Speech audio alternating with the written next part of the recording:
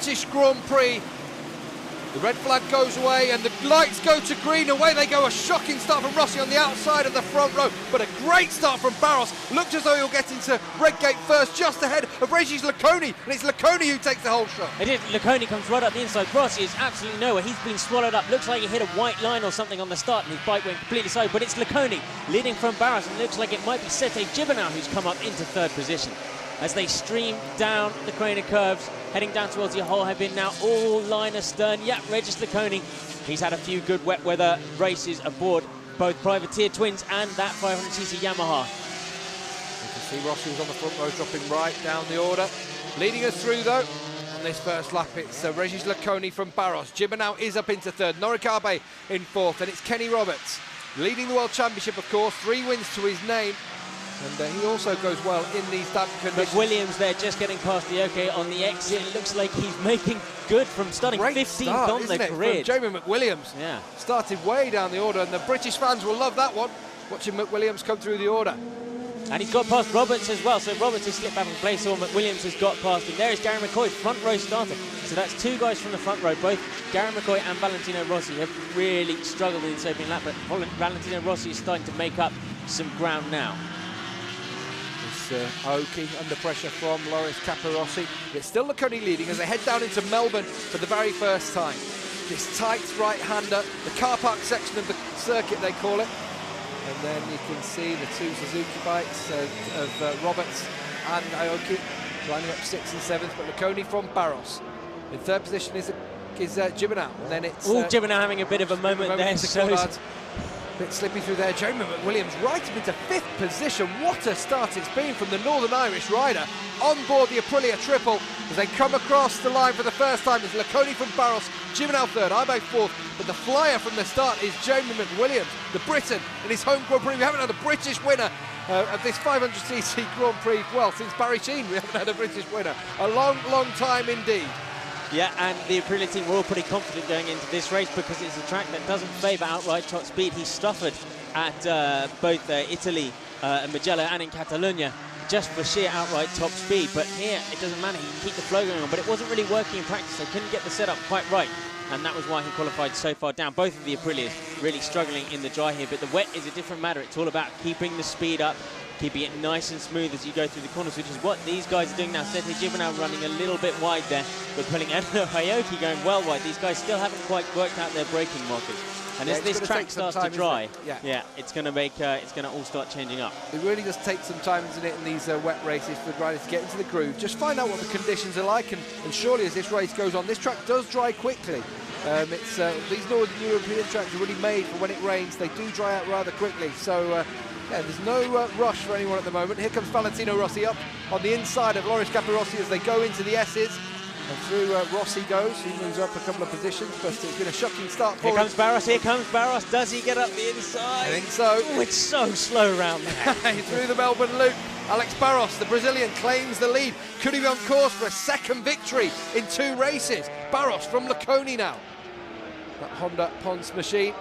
He obviously feels he can go a little bit faster in these conditions. Sete Gibernau was just starting to close in on them, and Barros feeling pretty confident out there at the moment. You can see the 3rd and 4th place people have closed up just a little bit. Barros eager to stretch his water wings here in Donington Park, pulling away from the Laconi slightly as we head down into turn 1.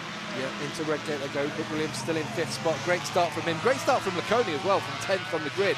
But he's just losing touch slightly with Alex Barros. They go around and down into the Craner curves. I wouldn't fancy that on a day like this one.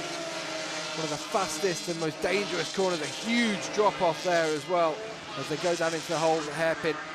Really have to push these bikes very, very hard indeed, riding on a knife edge in these conditions. As far as championship goes, as far as watch a replay of Regis Laconi losing out to Alex Barros, as far as championship goes so far, the guy that's looking to gain most from this at the moment is Norifumi Abe, who's sitting in 4th position. He's currently 3rd in the standings with 91 points to Kenny Roberts' 125, and he'll be looking to get a good result here just to bring himself back up. He's also training Carlos Checa by 20 points, and Checa not featuring very much at the moment in this race. Anything of the 2 Yamahas of himself and Biaggi, the 2 factory Yamaha bikes. Can't even see them in the top of the screen there. No, here's Norikabe on another Yamaha, of course, on that Antenna Tres Dantine Yamaha. Of course, his hair trailing in the wind as he goes through the S's. So Arbe in fourth, McWilliams still in fifth, but he's not losing touch. And as you say, they are pulling maybe down on power on some of these four-cylinder bikes, but on this track it really doesn't make too much of a difference. This track in the wet, it's pretty much the most level playing field you could hope for in these 500cc class races, with a couple of different the three different engine configurations we got going on, because obviously the triple is out there at the moment, the Modena's bike in the hands of Anthony Gobert for this weekend. There is our reigning world champion, Alex Crivier. Yeah, he's not always been one, has he, for the wets, Crivier, and yeah, it's not been the greatest season for him so far. Just that victory, of course, in Paul Ricard early on in the season. That was a good win. That was a classic win by Alex Crivier, but it's just not gelled with this new Honda. None of the riders really. Alex Barros there is riding on a year-old bike at the moment, and they seem to be putting, both him and his teammate Loris Capirossi seem to be putting that to better use than those guys currently riding the latest model bike, which includes obviously Valentino Rossi as well, and we'll see how he's doing at the moment. If you look at the top of your screen, you can see now he is just behind Kenny Roberts. So starting to make his way up. I'd actually expect more from Kenny Roberts in these kinds of conditions. We usually expect him to be up right at the front in the wet, but as we say, it's a long, long way to go. 30 laps of this race, of course. So it's not all done and dusted. It looks as though Aoki ran it through a little bit wide, didn't he? He's done that again. I just don't think he knows where he's going there. Maybe he sees something in the distance and decides he wants to chase it. But there's your race leader at the moment.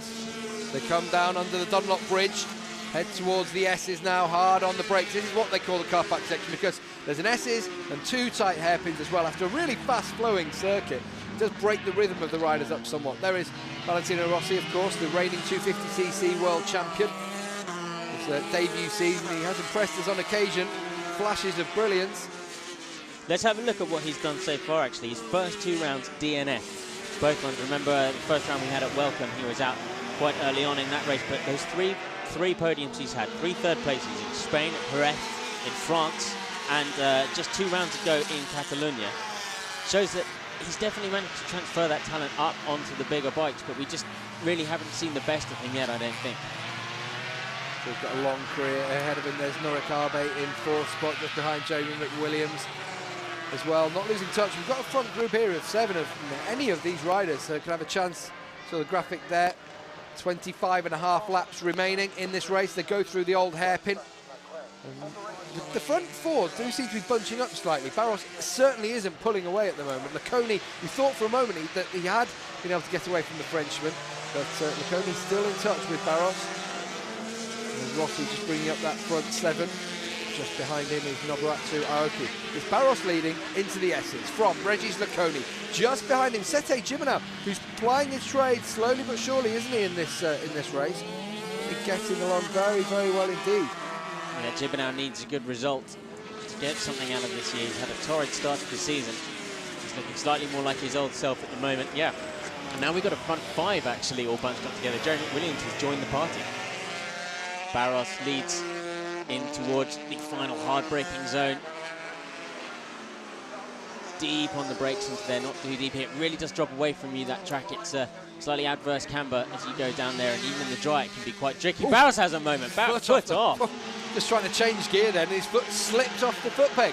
Head down into Redgate. Doesn't seem to affect them too much at the moment. Barros, it looks like Roberts has got through on McWilliams and up into 5th spot. So Roberts, as we expected, starting to make an impression on this race, starting to edge his way through towards the front. The championship leader at the moment, of course, the only man to have won more than one race actually so far this season.